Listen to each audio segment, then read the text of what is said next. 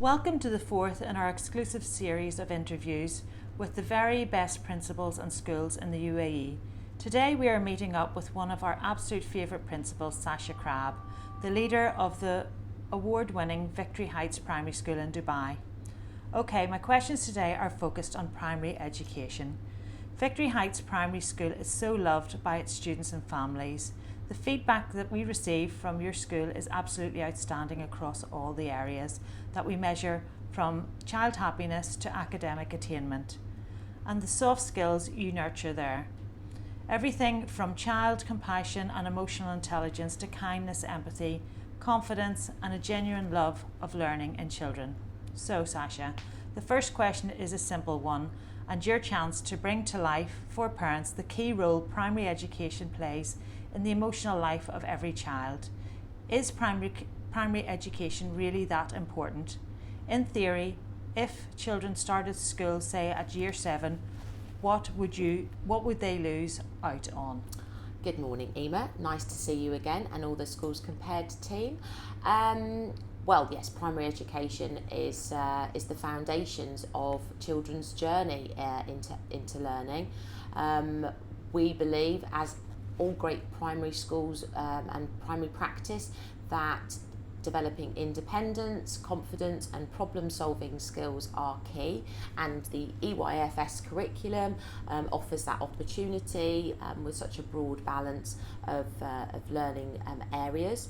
So primary education is really key. The bread and butter skills, we call them here at Victory Heights, which is like the times tables, the high frequency words, cursive handwriting, punctuation, that nitty gritty aspect of core learning is really quite key. So definitely primary education has a real purpose.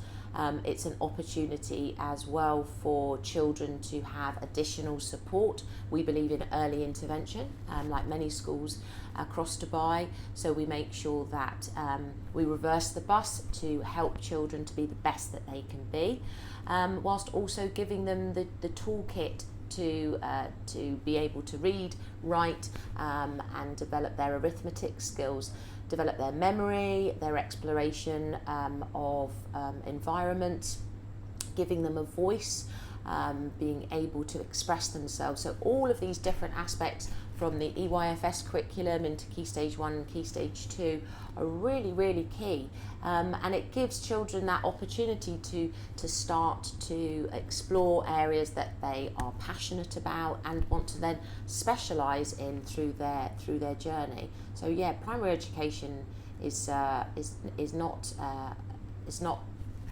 to be missed. I agree, Sasha. We visit so many primary schools, and it is so obvious when you visit those that really understand the important role they play in educating our little ones. So my next question concentrates on exactly this. What do you think are the top 3 things that parents need to look at when choosing the best possible primary school for their children?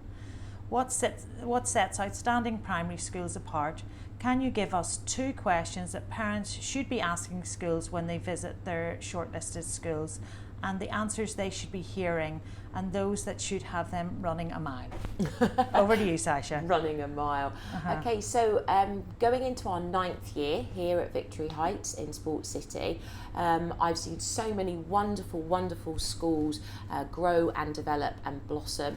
So really, you parents are very lucky. You can have a school that's all the way through, or you can have a standalone primary like VHPS, which obviously is just from FS1 up to year 6, and then our children go on to secondary schools.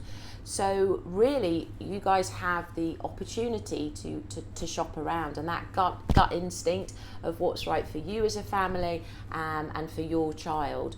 And it's a bit like buying a house, really. You kind of get a feeling, a sense that, yes, I feel a relationship of trust with this school, their ethos. And so, yeah, think about what's important.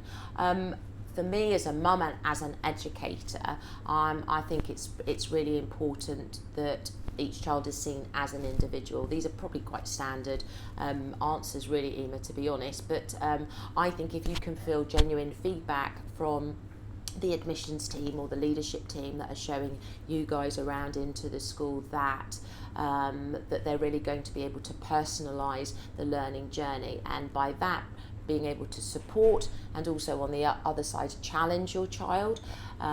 We've got a philosophy of no lids on kids here, which all schools do as well, because we live in such an accountable system here in Dubai to be able to extend children's academic learning opportunities. But also, you know, if your child is into different areas of sport or art or drama, or really, you know, a dab hand at STEAM, developing and applying their engineering skills. So if that's important to you as a parent, are they going to see your child as an individual? We talk a lot at Victory Heights about progress, not just survival. So we want to make sure that your child, if they do have areas of learning that they need supporting in, we're really able to kind of give them those opportunities with reversing the bus. So whether it's with speech and language, or, you know, some extra counselling, or filtering behaviour, we want to make sure that we can help that child to be the best that they can be. So definitely, I think one of the things I would suggest is, you know, how personalised is the learning, whilst also, you know, let's be honest, but there are the non-negotiables. So as an educator, and also as a mum as well, when you're talking about making children resilient is really key. So giving them the encouragement to try and keep trying, first attempt in learning, so safe opportunities to fail, which is important because that's a reality check. So I think lifelong learning skills are also really key for giving your child an opportunity to interact with others and learn some of those skills like creativity, and like I said, resilience, being able to develop their questioning skills. We've got 7 lifelong learning infantry animals that really help us to give children those skills for life, and that sort of values-based opinion, skills and attributes. So it really links in with our rights respecting for schools so that they can see the bigger picture. So I do think that a values-based curriculum, whatever jobs for the future might be, that they can communicate with children. So are there opportunities to develop that for your child, and for also for them to be aware of philanthropic projects? So yeah, individuality, developing values, and also I think it's important that you get it really clear about the channels of communication. Some parents I know want regular feedback, or they want regular emails. We're very transparent with parents as they join our school that, you know, teachers won't be emailing them during the day. They're live teaching. They can't be administratively responding to a concern or a message that you might send. So are you as a family really clear on that school's processes? Whether it's obviously now within COVID times that there's Zoom parent teacher meetings or different workshops, so that you're very clear about the school's academic expectations and how to support children's learning, and also, you know, like when reports come out, or when there are other chances for you to contact the teacher within, you know, sort of the busy day, or contact the school. So I think communication is quite key. Understanding how information is relayed to you as a family. You know, most schools have their Facebook pages, or they have Instagram to celebrate successes, and also schools have their app as well, which gives, you know, those old school kind of newsletters with dates for the diary, etc., or weekly newsletters, so that you're really clear, so that you don't miss events or any particular detail to do with your child. Because primary schools really do like to work very closely with parents to keep communication channels open. So I think those 3 things are quite important. Individual learning opportunities, opportunities for values for lifelong learning, and communication skills. The 2 things I would ask as a parent, well, I think definitely here in Dubai, when you're going around looking and getting the feel for different schools, you need to be very comfortable with the administrative processes. For example, how fees are paid, if it's paid in instalments, if it's paid in credit cards, etc., because those can be very frustrating for you as a family if those become a blockage or an irritable aspect to how that school actually operates. So I would check those details of the administrative processes regarding fees, etc. And I know it might sound daft, but it is something that comes up for many schools, and it's parking. In terms of drop-off and pick-up and collection, we've all done a super job of changing operational protocols with COVID, so making health and safety up there. But I know that could be something that is reviewed on parent forums. But let's be honest, there are very few schools that have a car park where there's a personalised car parking space. So get to know the school's routines and drop-off times, etc. And if they've got a one-way system, or specialist teachers are helping to welcome the children in, or if there is an app that is used, get to know that. If that doesn't rest with you well, and it's going to be a big bugbear for you, then choose a school where those systems are suitable to you, because those can be the things that get right up your nose, so to speak. Thank you, Sasha. No comment. That was so helpful. One of the problems parents face is that school marketing is getting so much better, and they need ways of cutting through this to the substance of what really matters and what children should expect. My final question then is really focused on Victory Heights itself. Can you bring to life for us what makes your school special for children? If you can, could you tell a story of the last time that a child did something in your school that made you feel proud of them and your school, and what you learned from it? Well, I'm really proud to be working in Dubai. I think the accountable expectations that we have here are very rigorous. I know that I've had huge amount of support from other principals across the region over the last 18 months, particularly with COVID protocols and health and safety and HR issues, etc. So I can't speak for other schools. Our school is, as you know, a standalone primary school. We have one little hall. We don't have a plethora of different specialised rooms. So people choose our school because it's quite a relatable school, and obviously that is reflective of our fees. So really, again, I think it's that gut instinct of when you walk into a house and you know that that's the place for you and your family. Do you like the feeling? Can you see your child there? Is it a school that you want to invest in and that you will trust? So our school appeals to certain families, and that's what makes them stay with us. We're a school that has quite traditional values in terms of manners and academic expectations. We can be quite creative with some of our fish and chip activities, but our bread and butter skills are something that works for our community. We're a school that sometimes people walk in and they say, oh, this feels a bit like a primary school that I went to, or it might be the kind of school that they wanted to go to.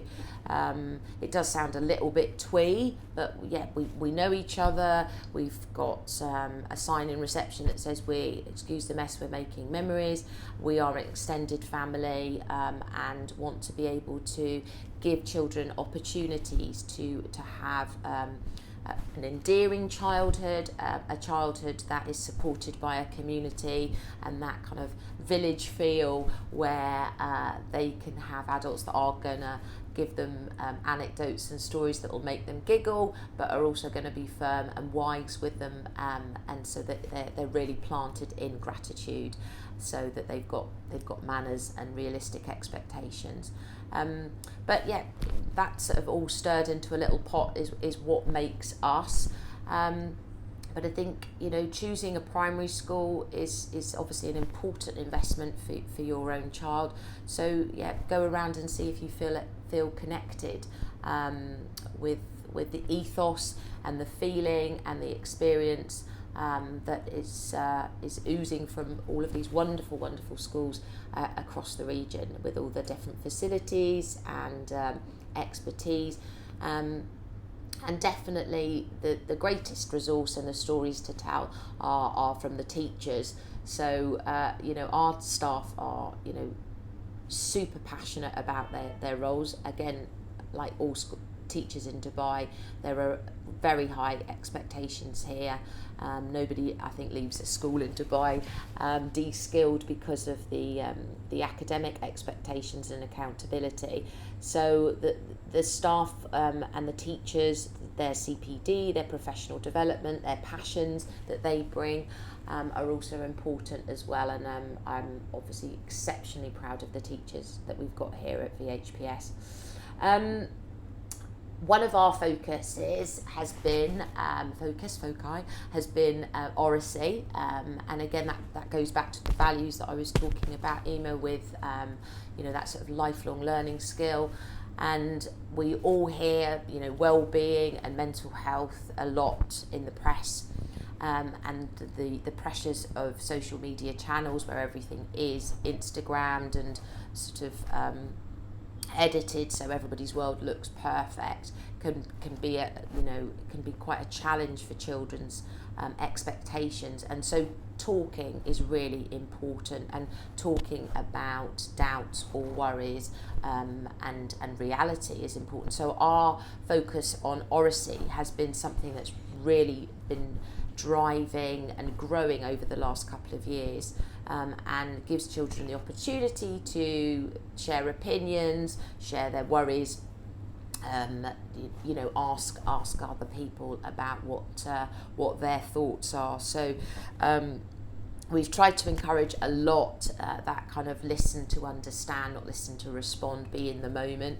and we've got a lot of children who do really love to have a good old natter around school. So one of the stories that just resonates with me is a little boy called Jack, who sent me a little bit of a video, because we always have a focus for our month. So at the moment it's Jovial June, so we have got like different funny stories coming in and jokes, etc., just to spread a little happiness after quite a crazy year.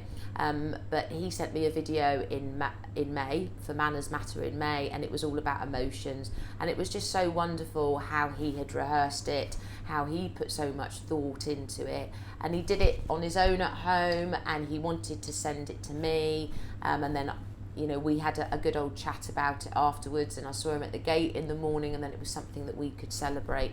So I think that kind of epitomises some of the things that we feel are really important at our school, and the fact that it's just a lovely thing that I get to see and relish is the children sending me little videos about the oracy focus that we might have. So it might be Natter November, or it might be Fluent February, but I love receiving those, and I think that kind of personalised little connection between leaders of the school and the children is something that we really cherish. So yeah.